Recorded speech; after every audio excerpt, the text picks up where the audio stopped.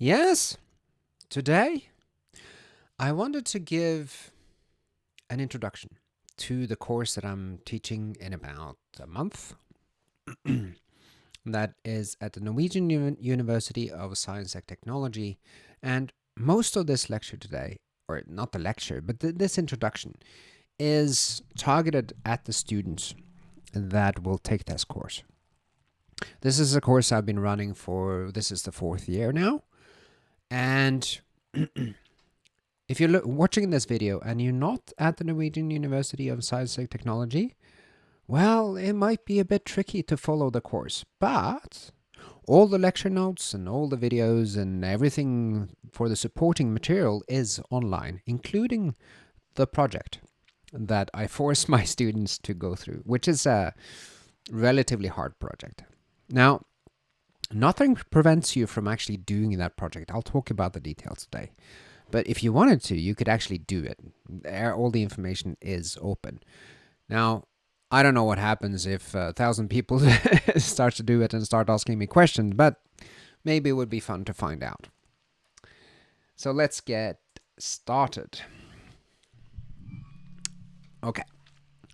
So maybe I should take a quick introduction to myself first. So I am, what am I? 48 years old. I've been within the electronics industry now, electronics industry since, I guess I finished my master's in 2002, so it's 22 years, PhD, postdoc, and then for all of my professional career, I've been working for Nordic Semiconductor, and I still do. Currently, my current title is IC scientist. That might change in the future, but I've been doing ADC designs. I've been doing DC-DC designs. I've been doing analog designs for a lot of years. I ran the wireless group for about 8 years in Nordic, and now I've gone back to a more technical role.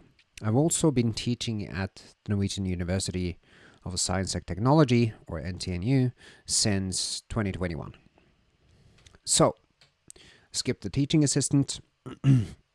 Okay, so I just wanted to frame a bit what I consider my role as a professor, or assistant adjunct professor, I think my current title is. Well, my role is to try and guide students, and is really to teach them the distinction between what's impossible, what do we know not to be possible in the realm of physics, and what we know to be possible.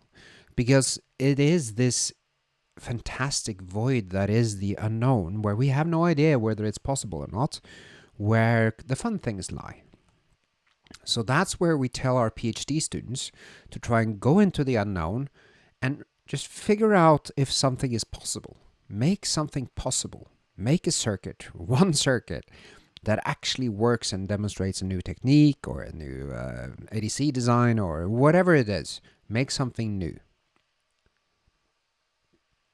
Now, leading up to that, at least in Norway, for the master students, we try and teach them what is currently possible. So bring them all the way up to the unknown, but not necessarily let them roam wild into the known. They can if they're good enough or if they're so inclined, but usually most master students and most master projects don't really go into the unknown. They maybe repeat something that is already known. For the bachelor students, we stop a bit earlier. We just teach them some of the complicated stuff and teach them how to make things simple. And in my opinion, it is industry's job to take what is known to be possible and then actually make it easy to use. It is not a PhD student's job to make a circuit that works on every single temperature or every single corner or in Six Sigma type of variations on their key parameters. That's not their job. Their job is to prove that it's possible. So why am I teaching this course?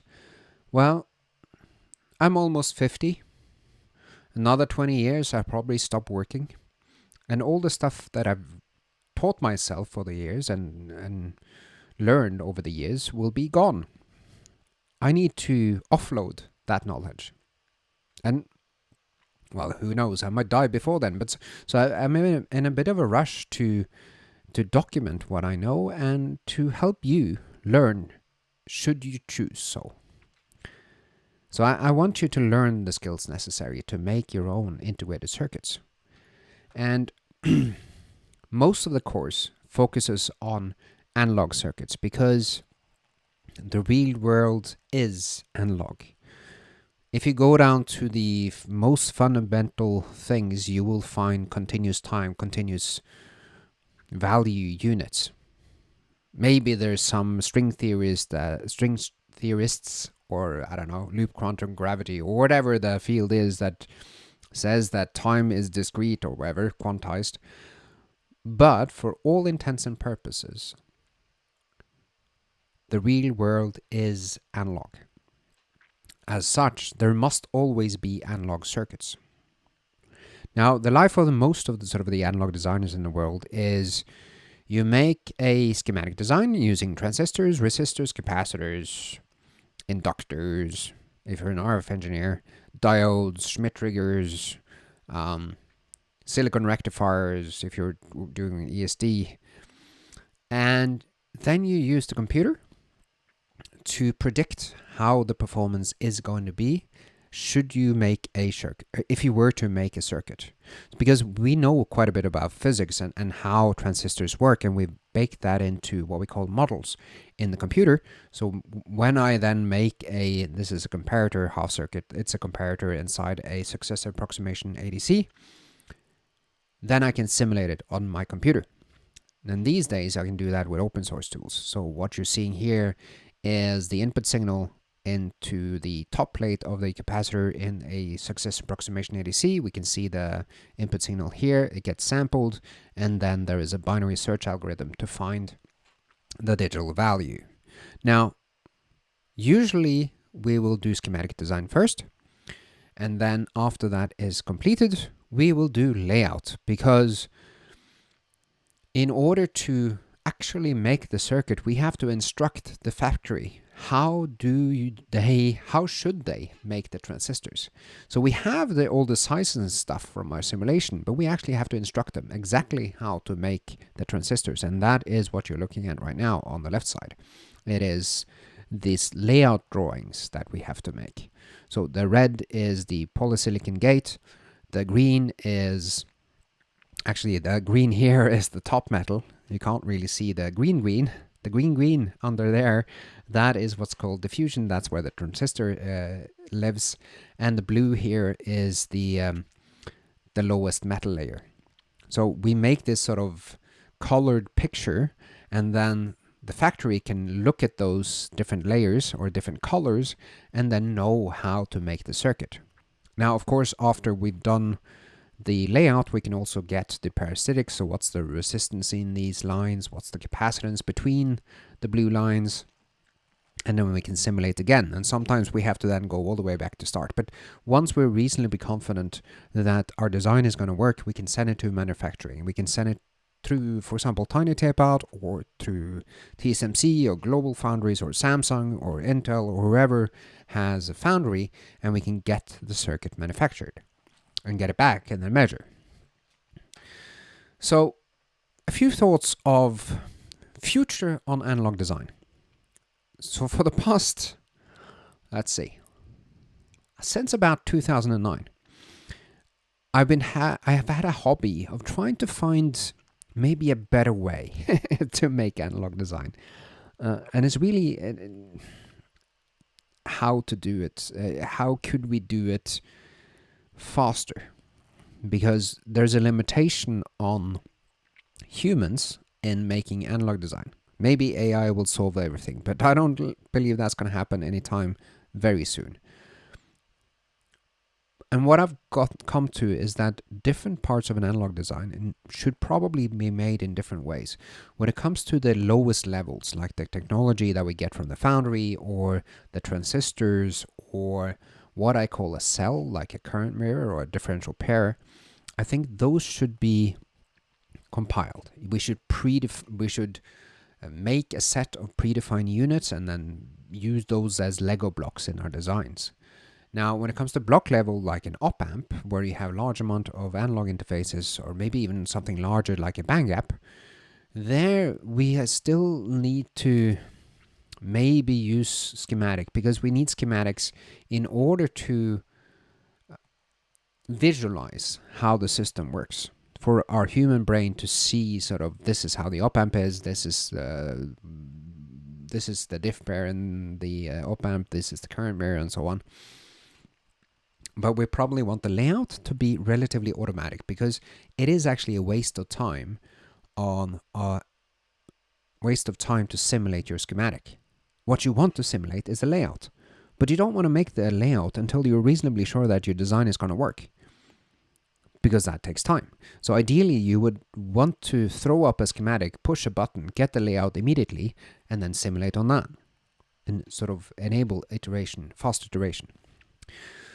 Now, when we move higher up in the module level, or indeed on the chip, then we should only use system Verilog. We should use digital tools and also digital layout tools like the open lane for RTL to GDS, and also integration of analog IPs. And there are, of course, commercial tools for this, because Verilog or system Verilog is so much better for describing complex designs, complex bus structures, instead of schematics, because schematics just become unreadable when there's a lot of signals.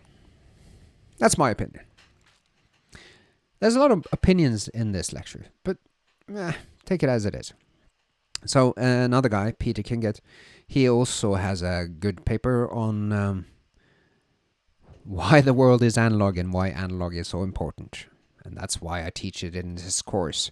And what I'm going to do is I'm actually going to force you to do design. So this is sort of the full flow of both analog and digital designs. What I have in this picture is, it might be a bit small, but hopefully it's visible. I'll actually, let's go full screen for a while, make it slightly bigger. So we start with the idea, and then in the analog world, we'll draw the schematic. That's what we call analog design. With the open source tools, we do that in XChem. Then we simulate in NGSpice. At some point, we feel confident enough to try and make the layout. We'll do the layout in Magic. And then we'll do what's called layout versus schematic, because we have to check that the layout we drew is the same as the schematic. And then we have to get the parasitics, that's also using Magic. And then we have to go back and simulate. And then it goes in this loop until the analog design is done. Now, sometimes we'll also do digital design. So maybe a part of the system is actually digital.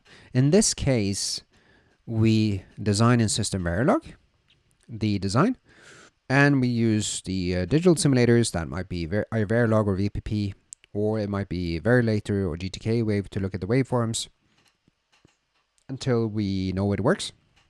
And once it's done, we can do RTL to GDS translation. GDS2 is this file format that is used for that layout that we send to the factory.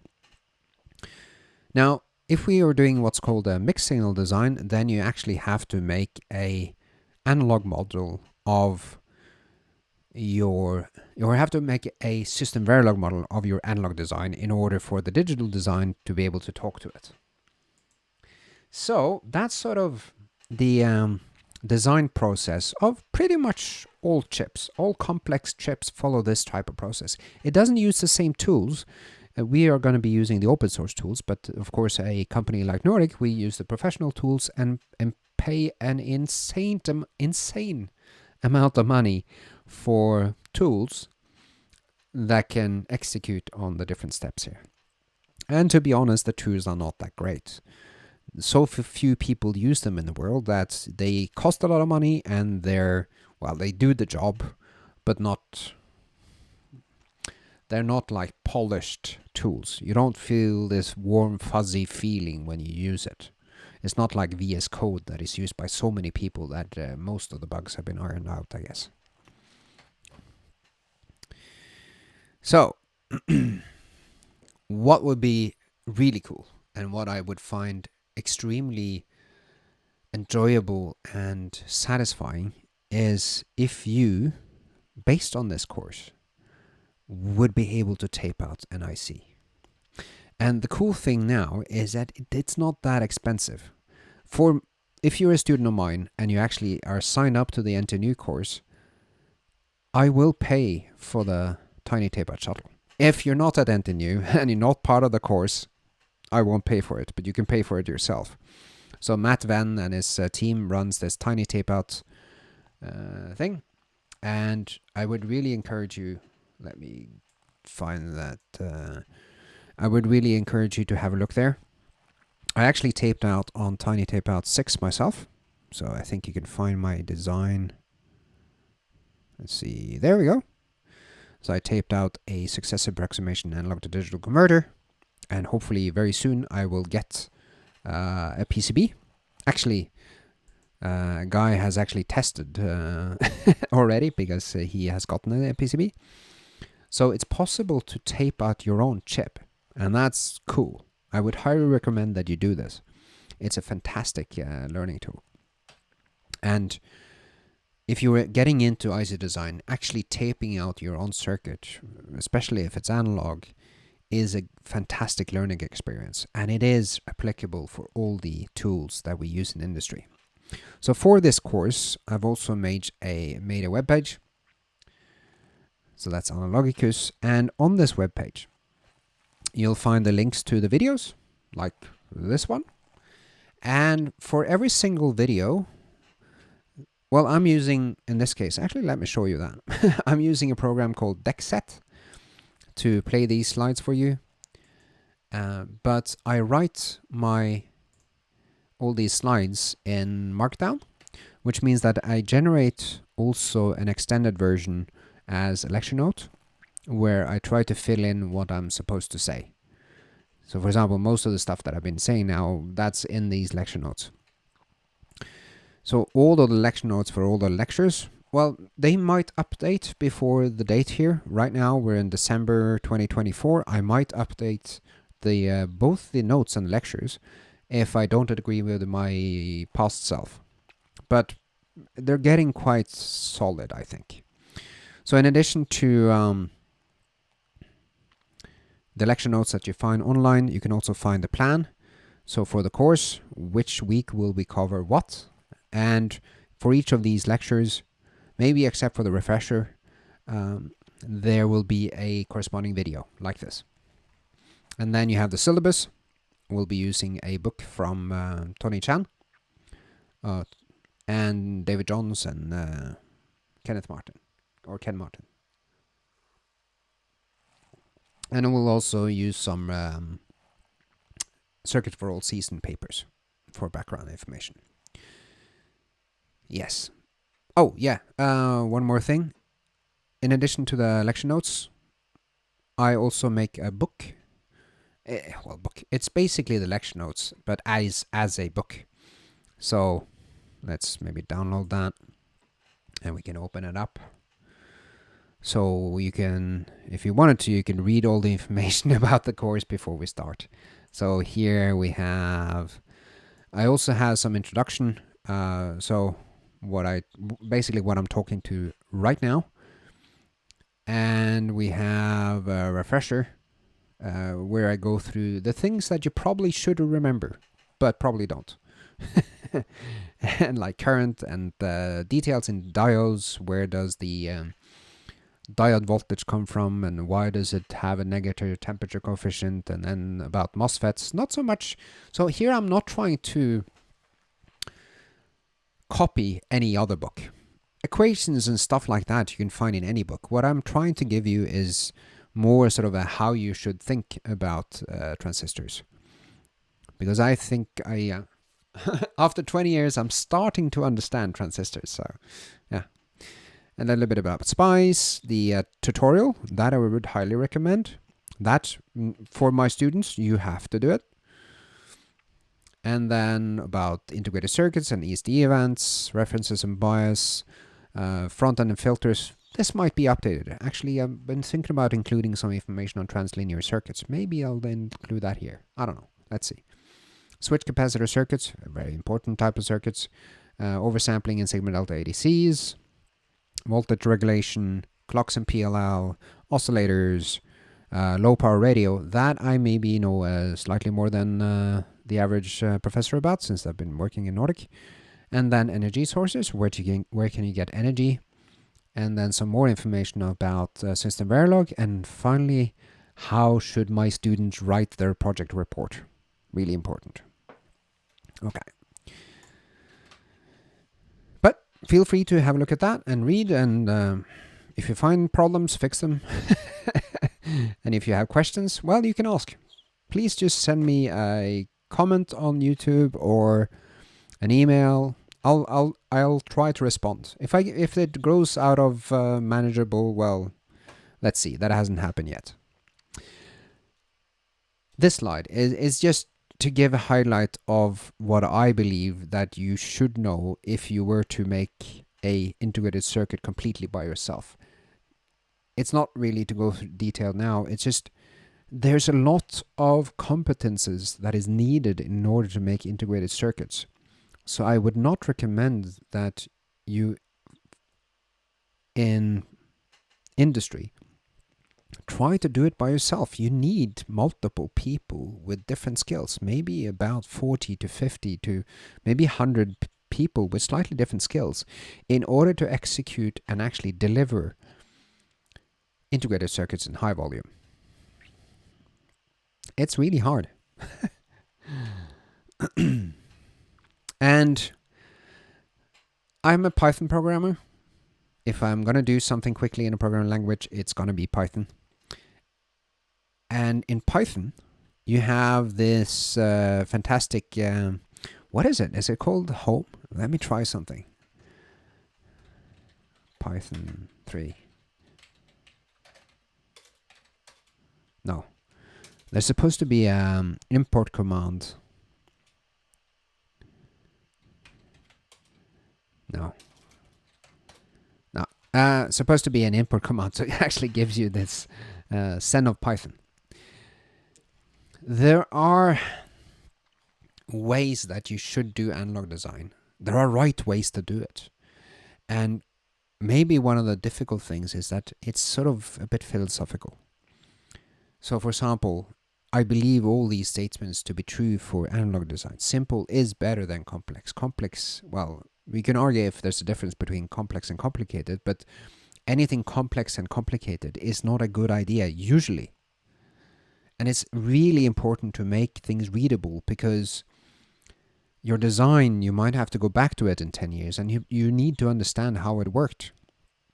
Don't rely on that you're going to remember. So these are just some statements that you should read, and maybe at some point in the future, you will actually try to follow them. It matters. It matters a whole lot how you do analog design. It's not just about the equations. Now, one thing about analog design is that in order to actually learn it, you have to do it.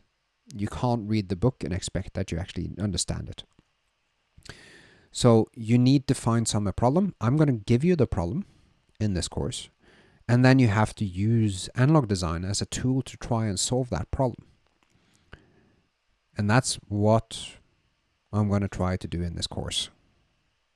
Because the analog design problem is really about, okay, what are we trying to do? Why do you want to make a circuit? Don't sit down and make an op-amp if you don't know what you're going to use it for.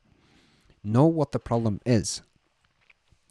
So then, once you know what you're going to do, what is the problem you're trying to solve, then you can try and find the circuit. And then you need to find the transistor sizes, you need to write the verification plan, what could go wrong, what you need to verify, like power up, power down, what's the current, what's the key parameters. If it's a temperature sensor, for example, how linear is the temperature with temperature? How linear is the reported temperature with temperature? And then you need to simulate your design. You need to check everything that is sort of key parameters like linearity. But you also need to check all the boring stuff. You have to check every single thing, every single input, because usually for analog designs, it is not the hard stuff that get screwed up on a design, on a tape out, or on a chip that you make. It's the easy stuff. It's the mux that you made wrong, or it's the power that you forgot to connect. It's the easy stuff that will kill you. Well, not kill you, but kill the chip. So, some impacts on or how you can do analog design. But my goal with this course is really to introduce you to topics, to help you think. I'm just going to try and enable you to read the book and enable you to read papers. And I'm going to try to see, especially the students in the course that I will know the names of and can physically, not physically access, but at least see. I'm going to try and reach inside your head and figure out, how are you thinking wrong about analog design or about making circuits? Because then I can correct it. But it's quite hard for me to see inside your head. It helps a great deal if you ask questions. So if there's something that you're wondering about, or just stating how you think it works, that helps me understand how you think and how I can correct it, because probably it's not entirely correct. And that might be the case for me too. I don't know everything. So think of me more like a mountain guide. I'm trying to guide you on this climb that is the analog mountain, which actually goes on forever. There is no end to the analog climb. So, yeah, that's my goal. I'm not going to try and, I won't be able to cram stuff inside your head. You have to teach yourself everything. So, but it should be interesting. So lectures, those will be at Thursdays, 10 a.m. to 12 a.m. Now, hopefully you will have read the lecture notes beforehand, and you'll have lots of questions, and you'll be prepared and so on. But if you're not, then I'll probably just ramble on. I'll try to explain the best I can using a whiteboard, or in this case, it's probably going to be a blackboard with chalk and so on. What I think you need to know about this topic. So every single lecture is a new topic, like a chapter, like voltage and references and so on. Now, after the lecture, what we're going to do is we're going to be together in the project hours. So this is 2 hours every week that you're supposed to show up. You must show up. And we're going to work on the project together. So, and it's really important that you show up early in the first weeks, because then we do the group selection. You will not be able to select your own groups. I will choose who's in the group together. Now, you can find the description of the course on the NTNU webpage, as usual. You can find the time schedule, maybe. Let's see if it's updated. Yes, it is. So Thursdays in R4 at NTNU. And then lecture plan, that links to the Logicus. And you have the syllabus, you have the YouTube videos, and then I've also added last year's playlist. Or did I add the course? No, yeah, last year's course. But there you find the playlist for last year and so on. Okay, so we'll be using this book. It is one of the best books on analog design. Exam, I don't know, May, June. Don't know yet. There is a compulsory exercise. So I believe it's already in week. Oh, I don't have it here. Did I have it on the local? Oh, I haven't started that. Okay. I believe, no, there it is. Okay. M0. That's week 3. So week 3, you have to do this tutorial. You absolutely must. Because this tutorial will teach you hopefully teach you all the skills you need in order to execute on the project. It will teach you how to store the files. It will teach you how to open the schematics, the layout, do the simulations. And it's actually quite important that you try to follow it as strictly as possible, because I've tried to It may seem complicated for a simple design, as I'm showing in this tutorial, which is a very small current mirror. There's a lot of stuff around, right? That you could easily simulate this schematic in XCAM. But the point is, I'm trying to teach you the right way to do it for your project. Because when you're going to simulate over many corners and you're going to do, let's say, 100 simulations on your design, you can't do it in XCAM anymore, or easily, I believe, do it in XCAM. It needs to be scripts. It needs to be sort of easy to use. And that's why I'm trying to introduce you to what I believe is the right way of working. And you get to have an opinion, but I'm probably not going to listen to you if you have a different opinion, because I'm pretty sure that I have a very good way to do it. So I'm asking you to trust me and actually go through the tutorial in detail, take it slow, ask questions, and so on. It's really important, because 45% of the grade in this course is the project. And if you don't hand in the project, you're not going to be able to take the exam. So it's quite important, and it's not easy. So for 2025, I like to use the code names for the projects are usually named after females in sci-fi. So this year it's, or next year, 2025, it is Janeway, Catherine Janeway from Star Trek Voyager. So I always try to find a quote. Like you can use logic to justify almost anything. That's its power and its flow. Yay! Okay, but the goal of the project is to design an integrated temperature sensor with digital readouts. So everybody's going to do that, and you're going to do it in groups. If you're watching this online and you're not affiliated with NTNU, feel free to try on your own. That's perfectly okay. And you can actually follow the same type of milestones. So what we'll be doing the first part is you're actually not going to have full freedom when it comes to the type of temperature sensor. I'm going to control a little bit and try to contain your creativity, because what I've seen in some years before is that some of you go off the deep end with trying to make ADCs and things like that, and well, you have to have an ADC for a temperature sensor, but you try to go via very complex designs and you don't know yet how hard it is. So I'm trying to steer you towards a design that is possible to finish in the allotted time. And one of the designs that is possible to finish is, first we need a block that converts from a temperature into a current. And then up from this block you get a current that is proportional to temperature. So I'm going to teach you how those blocks work. If you want to know it today, then jump to the references and bias and you lecture and you'll see it. So the first milestone is actually getting a simulation running with that temperature to current on GitHub. So the tutorial will teach you how to run those simulations on GitHub and get this simulation passing on your design. And then the second milestone will be to actually get from this, using this block that we made, you might change it, you might not, where we have a current that is proportional to temperature, get all the way to somehow a digital value that changes with temperature.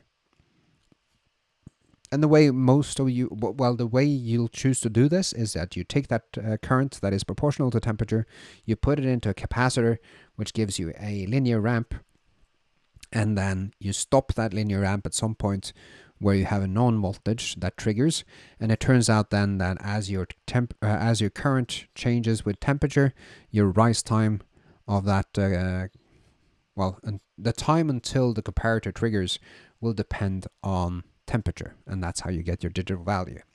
Once that is done, you probably also have some Verilog code in here to actually compute the digital output value and actually do the control of the whole thing, because you'd need to reset that capacitor and you need to charge it, and then comparator triggers, which gets you the value, and you have to compare to how many clock cycles did you have and so on. So there's some digital design in here too. Once that's done, you'll also do the layout. And last year, actually, 4 groups, they did the analog layout and the digital layout, and actually was getting relatively close to being able to tape out. No, none of them made it to tape out, but I really hope this year that in June, which will be slightly after exams, you will actually tape out this temperature sensor on tiny tape out. So that will work. Now the layout part, that is actually an optional part of the project. I realize that this project is quite extensive, it's quite hard, and some of you may not have exactly the right background, so it's going to be quite difficult for you. So that means that the layout step is optional. You don't have to do it in order to complete the report. But you will not get an A on the project unless you have some parts of the layout.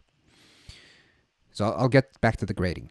And then in the end, you will write a report. And this report is you writing the report. So you as an individual is writing the report. Because I'm going to force you into groups. You're not going to be able to select who you're going to work with. And that's going to make you slightly annoyed because you're not going to be able to work with people that you know are going to execute necessarily. And there might be people on your group that disappear. And there might be people on your group that don't do anything. And that's why I force an individual report, because I want your grade to also be a reflection of your skills. So you're not going to share text between the people in the group, so individual report, but you can share figures and stuff. That's fine. Okay. So when it comes to the grading, we will have sort of a stepwise grading. So for the first milestone, the first milestone is already then in, let's see, week 7. So that's when you have to have the simulations running. And believe me, you don't have a lot of time. So you need to start right away. And then milestone 2. Oh, by the way, for milestone 1, if you have the simulation passing, you'll get 10 points. We'll check that you haven't just ran NGSpice, right? But we'll check that it actually is a temperature sensor in there. If you're not at NTNU and you made this by yourself, please drop me a link and maybe I have the time to go in and check. Let's see. And then for milestone 2, it's possible to put 20 points. That's where you have to have the documentation passing, where you document or you explain your whole circuit. And that's also where I expect that you have a circuit that can convert from temperature to a digital value. I don't expect you to have the simulation running for this though, because it might be too long to run on GitHub. And then for the layout, you will have the DRC LVS GDS passing. And then report, that's uploaded to Blackboard. And I would also recommend that you upload it to the GitHub repo so that all the people in the world can have a look at it. And I also have added a coolness factor. I do that every year, where I may choose to avoid extra points if I want to. This is my fudge factor. This is the one where I can adjust if I feel like it. So in some, the maximum you can get on 100 is 108 points. The A stops at 100, or I guess the A starts at, I don't remember, is it 89? No. Well, you find that on the NTNU website, definitions somewhere, grades, blah, blah, blah. But it should be impossible to get an A unless you have the layout. That's how I designed it. Now, the software we're going to be using is open source. So XCAM, NGSpice, the Skywater. Oh, that's wrong. It's not the B version. We're going to use the A version. Let me fix that right away. And Sky 130B, that's going to be A. Because Tiny Tape uses A BDK. So, follow the tutorial and on ASICs. And that is... Actually, let's go to...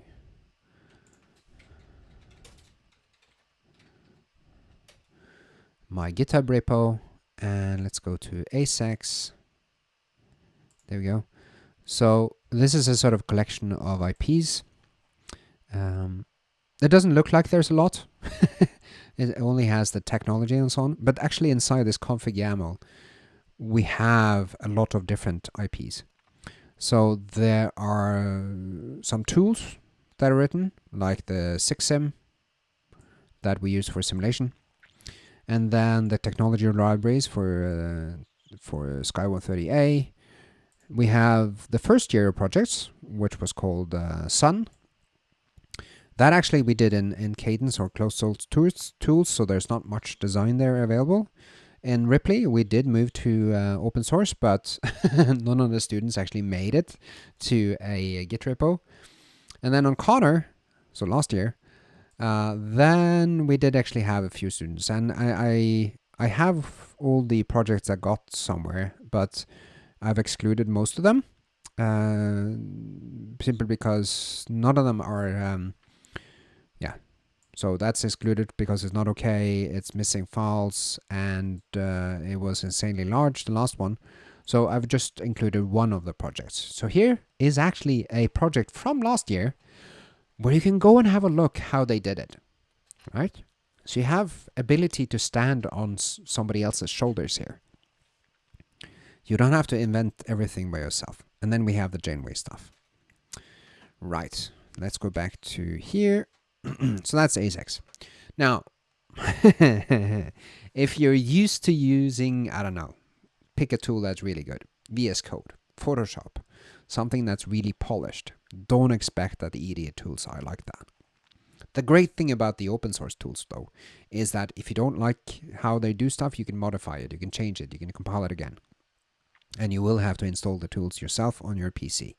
We will have a server that you can log into, so contact me if you need that. So, let's see. This should be fun. I look forward to running this another time.